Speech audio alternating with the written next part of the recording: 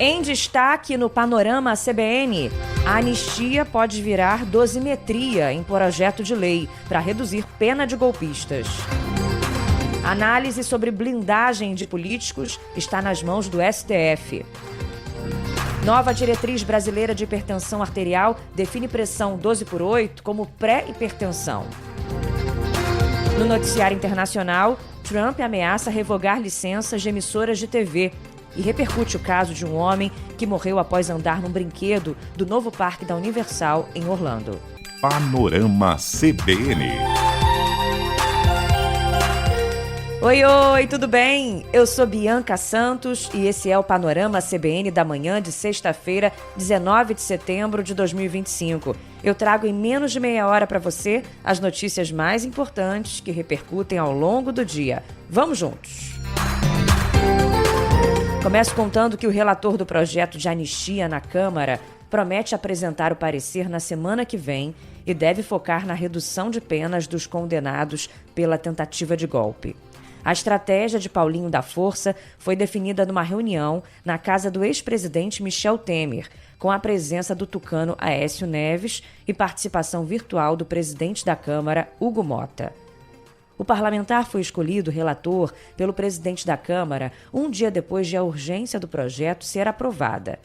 Ao final da reunião na casa de Temer, Paulinho divulgou um vídeo nas redes sociais e disse que o projeto não será mais chamado de PL da anistia, e sim PL da dosimetria, mudando o tempo das penas.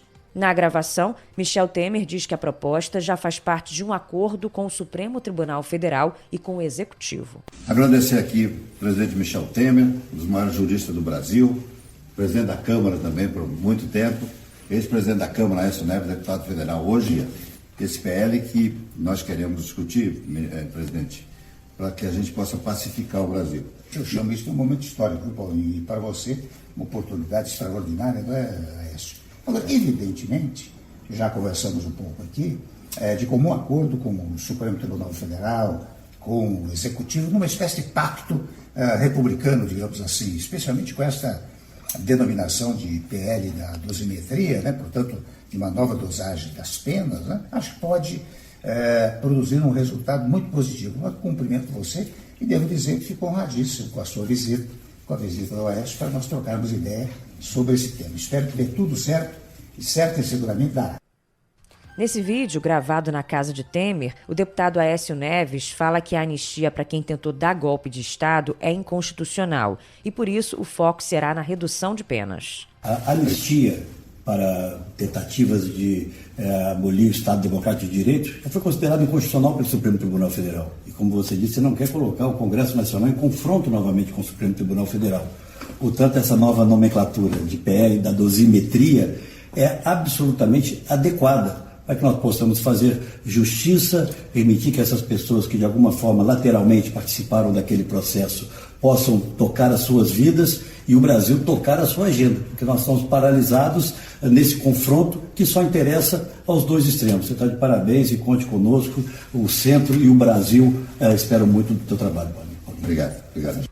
Mais cedo, o deputado Paulinho da Força já tinha dito que não iria incluir no relatório uma anistia ampla, geral e irrestrita, como querem os bolsonaristas. Ampla, geral e restrita é impossível. Essa discussão eu acho que já foi superada ontem, quando o Hugo teve uma reunião de mais de 3 horas com o pessoal do PL. Acho que nós vamos ter que fazer uma coisa pelo meio. Talvez não agrade nem a extrema-direita nem a extrema-esquerda, mas que agrade a maioria da Câmara. Você viu que nós não estamos mais falando de anistia. E nas redes sociais, o líder do PL, Sóstenes Cavalcante, reagiu, falou que o partido não vai recuar do projeto de anistia para todos os condenados pelo STF, o que incluiria o ex-presidente Jair Bolsonaro. Esse texto, que serviu como referência para a aprovação da urgência, é do deputado Marcelo Crivella, do Republicanos. Em entrevista ao portal Metrópolis, Crivella defendeu uma mudança na legislação para acabar com o crime de tentativa de abolição violenta do Estado Democrático de Direito, que ele considera irrelevante. Eu acho que até devíamos, mais tarde, discutir no Congresso, mudar essa lei, tentativa de abolição violenta do Estado Democrático de Direito. Essa tentativa, o que é tentativa? São pessoas conversarem, trocarem e-mails, ou fazer um vídeo. O que é tentativa? Para mim, eu repito, tentativa é tiro de raspão. Ele tentou, deu um tiro. Ou tentou, sei lá, fazer, mas tem alguma ação, um atropelamento, uma bomba que falhou, alguma coisa desse tipo. Mas só conversa, eu acho que aí nós estamos sendo rigorosos demais. O presidente do Senado, Davi Alcolumbre, disse que tem um texto pronto em alternativa à proposta defendida pela oposição da Câmara. Ele deve apresentar a matéria na próxima semana. Disse também que vai aguardar a apresentação do relatório de Paulinho da Força.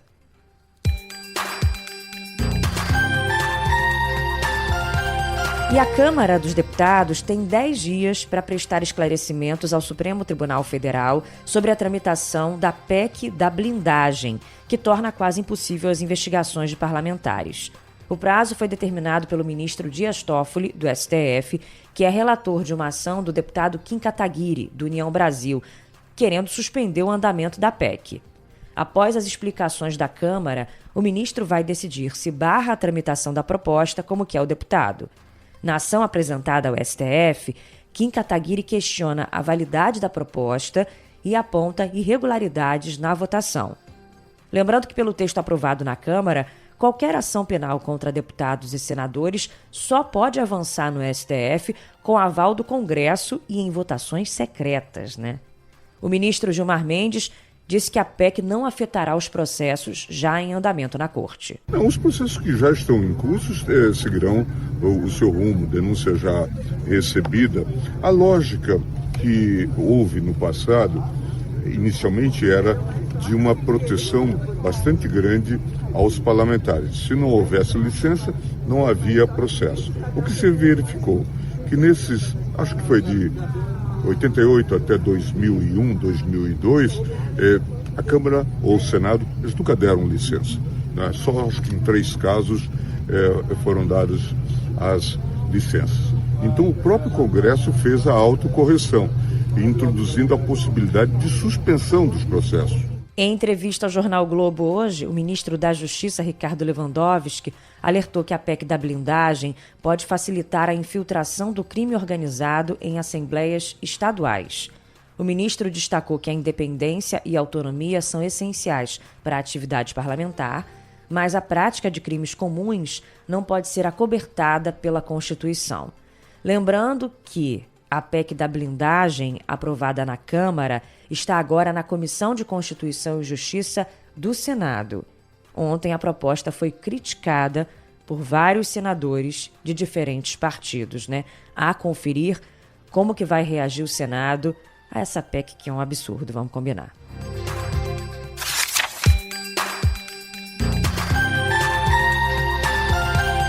Termina hoje o prazo de 24 horas dado pelo União Brasil para que os filiados do partido deixem os cargos no governo Lula. Leandro Gouveia falou sobre isso ontem no Panorama, né? E o assunto segue repercutindo. Os parlamentares que não cumprirem a determinação poderão ser expulsos da legenda. Atualmente, o União Brasil comanda o Ministério do Turismo, chefiado por Celso Sabino.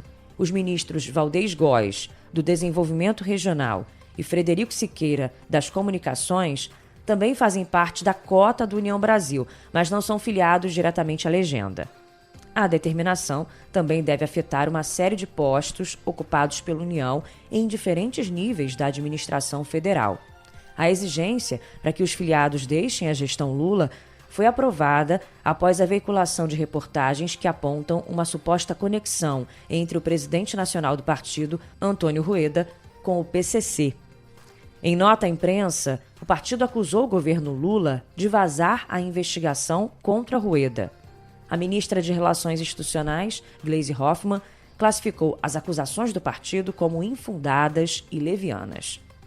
Bom, sobre a investigação, eu lembro que em depoimento à Polícia Federal, divulgado pelo portal ICL, o piloto Mauro Matosinho relatou que a empresa na qual trabalhava, a Táxi Aéreo Piracicaba, transportou para fora do Brasil homens suspeitos de lavar dinheiro para o PCC.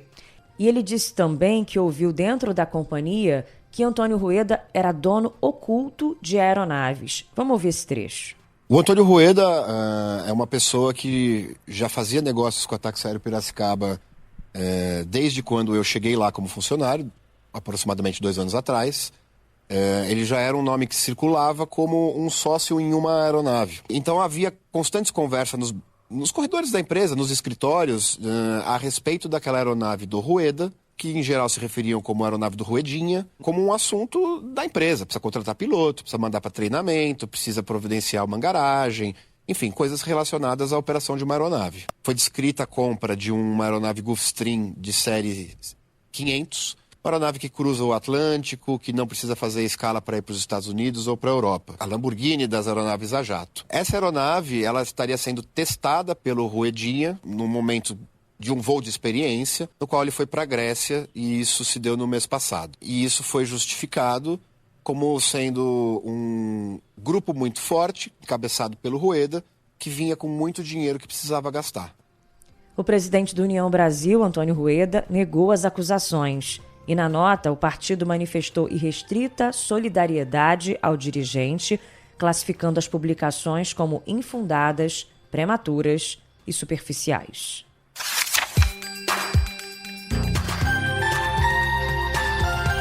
O relator da CPMI do INSS, o deputado Alfredo Gaspar, disse que o advogado Nelson Williams será investigado depois de depor como testemunha no colegiado.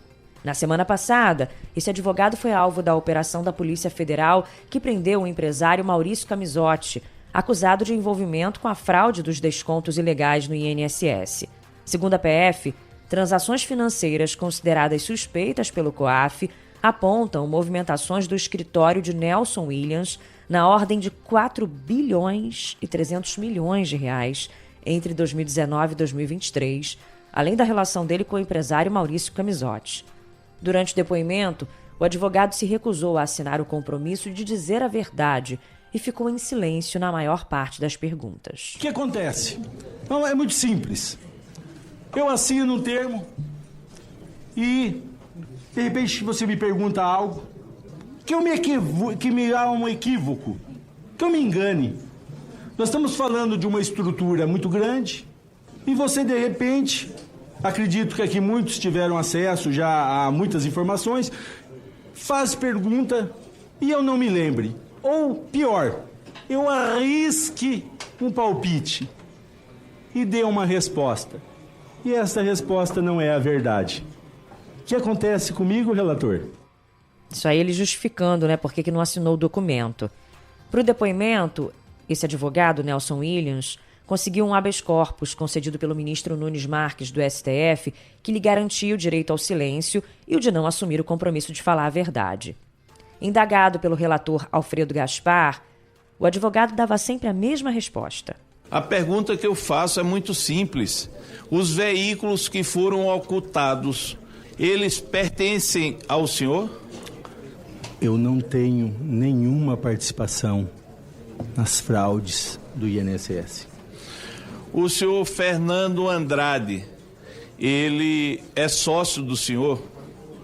Eu não tenho qualquer participação nas fraudes do INSS.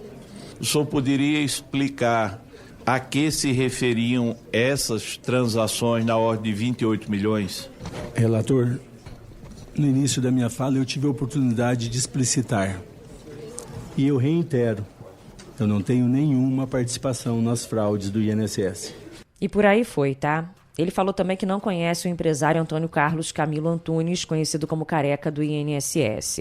Lembrando que na sexta-feira passada, durante o mandado de busca e apreensão em endereços ligados ao advogado Nelson Williams, a Polícia Federal encontrou veículos de luxo, como uma Ferrari, um Porsche e um Rolls-Royce. Para o relator da CPMI do INSS, esse depoimento foi frustrante e as investigações precisam ser ampliadas com as quebras de sigilo.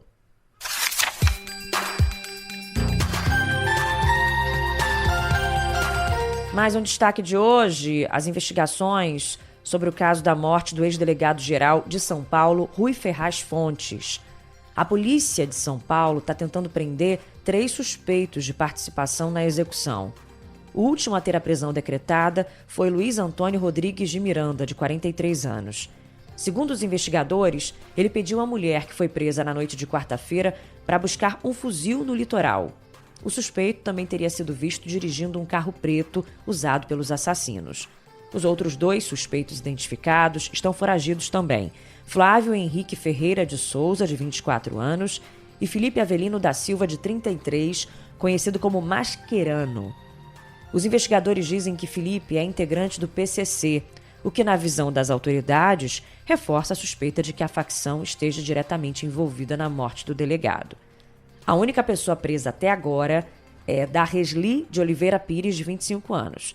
Segundo a polícia, ela ajudou a quadrilha a esconder uma das armas usadas no assassinato.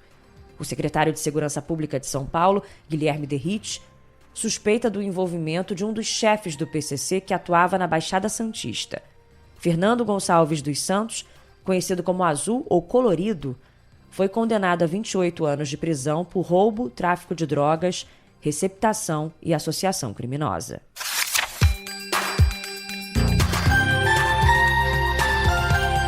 Página virada para te contar também que uma reportagem do Globo está explicando hoje que, apesar de ter recebido o visto para entrar nos Estados Unidos, o ministro da Saúde, Alexandre Padilha, terá a circulação dele na cidade de Nova York limitada, caso decida acompanhar o presidente Lula na Assembleia Geral da ONU na próxima semana.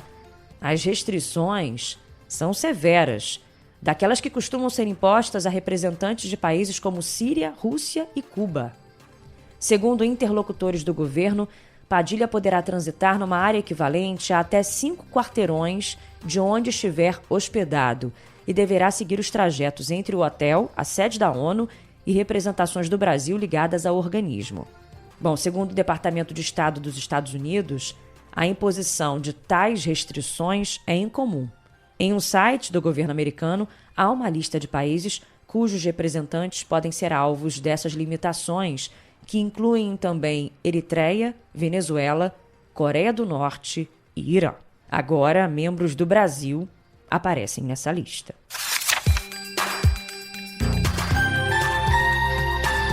Vamos falar de saúde agora, para eu te contar que se antes a pressão 12/8 era considerada normal, agora ela está sendo enquadrada como pré-hipertensão. Ou seja, pacientes com essa faixa de pressão vão passar a exigir atenção médica. Mas isso não significa que quem tem pressão 12/8 vai precisar começar a tomar remédio para controle de pressão, tá?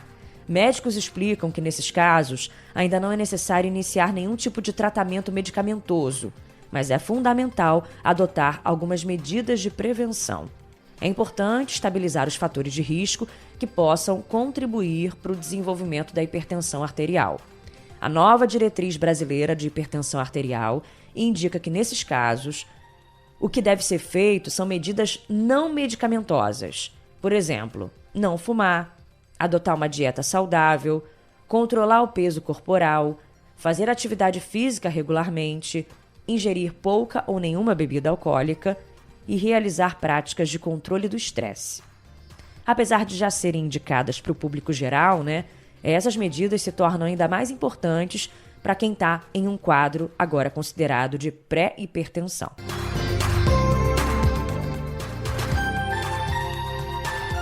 Te conto também agora que a farmacêutica dinamarquesa Novo Nordisk, conhecida pelo desenvolvimento do Ozempic, anunciou resultados promissores de uma pílula para tratamento de obesidade, próxima aos efeitos da versão injetável do Wegovy.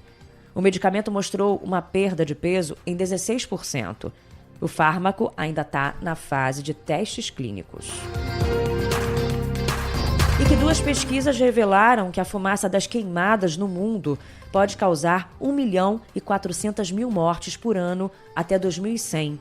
Nos Estados Unidos, a estimativa é de que até 2050 o país registre cerca de 70.000 mortes adicionais por ano provocadas pela poluição vinda dos incêndios, caso as emissões de gases de efeito estufa sigam altas. Os estudos foram publicados na revista Nature.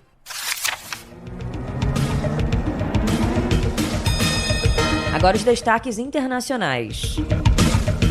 O presidente Donald Trump ameaçou revogar a licença de emissoras de televisão que se posicionarem contra ele. Uma declaração polêmica desta quinta-feira um dia depois da suspensão do talk show de Jimmy Kimmel, em razão de comentários sobre o assassinato do ativista Charlie Kirk. O republicano disse ainda, sem provas, que 97% das emissoras do país estão contra ele. A Assembleia Nacional da Venezuela aprovou um tratado de parceria estratégica com a Rússia. A aliança ocorre em meio a uma escalada militar dos Estados Unidos contra o país. Nas últimas semanas, lembrando, 3 embarcações foram abatidas na costa venezuelana pelo exército americano. O presidente Donald Trump acusa Nicolás Maduro de chefiar um cartel de drogas. Na Argentina, o governo Javier Milei enfrenta uma tempestade. A subida da cotação do dólar paralelo e oficial esta semana, chegando a tocar o teto da banda estabelecida no acordo com o Fundo Monetário Internacional, levou o Banco Central do país a intervir no mercado, contrariando o que disse recentemente o ministro da Economia, Luiz Caputo, e que foi alertado, segundo fontes, como um risco por representantes do fundo ao governo argentino. De acordo com a agência Bloomberg, com as intervenções de quarta-feira e de ontem, foram despejados mais de 430 milhões de dólares no mercado. E fontes dizem que as reservas líquidas do BC argentino estão atualmente em 6 bilhões de dólares. Se instalou então na Argentina e nos mercados a ideia de que Milei está usando os dólares do FMI para segurar o dólar. O presidente não está violando o entendimento com o organismo, mas está, em palavras de uma fonte do fundo, dando a razão aos que diziam que seria difícil segurar o dólar dentro da banda sem usar reservas.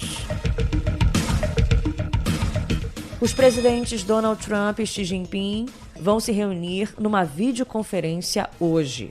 Na pauta do encontro estão temas como TikTok, tarifas comerciais e o futuro do acesso de chips NVIDIA aos chineses.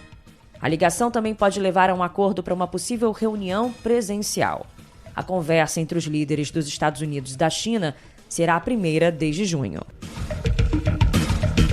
E repercute hoje ainda o caso de um homem que morreu depois de andar numa montanha-russa no parque de diversões mais novo da Universal Orlando Resort, que foi inaugurado em maio desse ano. A vítima, que tinha cerca de 30 anos, foi encontrada inconsciente após sair do brinquedo. Ele foi levado a um hospital, mas não resistiu. Autoridades locais não haviam informado ainda detalhes sobre as circunstâncias da morte até o momento em que eu gravava o podcast. No site do parque, a montanha-russa é descrita como de lançamento duplo e de tirar o fôlego, atingindo velocidades incríveis de até 100 km por hora. Em nota, um porta-voz da Universal Orlando Resorts disse que a empresa está arrasada com o trágico evento e prestou condolências aos familiares do visitante.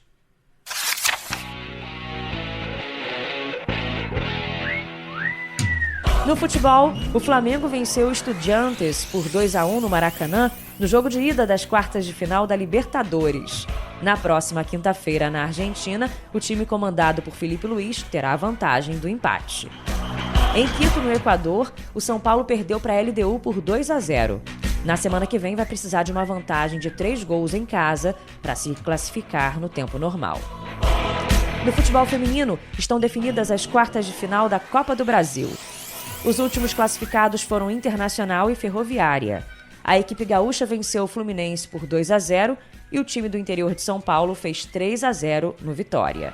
Bahia, Corinthians, Palmeiras, Bragantino, Sport e São Paulo já tinham garantido vaga. E ponto final no nosso panorama de sexta-feira. No climinha, né, Laerte Afonso? Você voltou, vem em mim. Sexta-feira, sua linda. Até que enfim, a semana terminou. Bom seria se o clima fosse esse, Laerte Afonso, mas nessa sexta-feira específica, o clima tá um pouco diferente. Pelo menos foi o que me disseram alguns dos nossos panolovers lá pelo Instagram, biancasantos.bia. O Carlos Almeida, por exemplo, de BH, e a Arminda, do Rio de Janeiro, estão bastante revoltados com o que a gente viu essa semana no Congresso Nacional, especialmente falando da PEC da blindagem, né? Então solta aí o verdadeiro clima dessa sexta. Que país é esse? Que país é esse? Que país é esse? Que país é esse? Vou encerrando assim o panorama, hein? Com o nosso DJ Laerte Afonso e o nosso editor Edmilson Fernandes, agradecendo muito a sua companhia. Não se esqueça do Panorama CBN da noite com Leandro Gouveia. Um abraço e um ótimo fim de semana. Sujeira pra todo lado, ninguém respeita a Constituição, mas todos acreditam no futuro da nação. Que país é esse? Que país é esse? Que país é esse?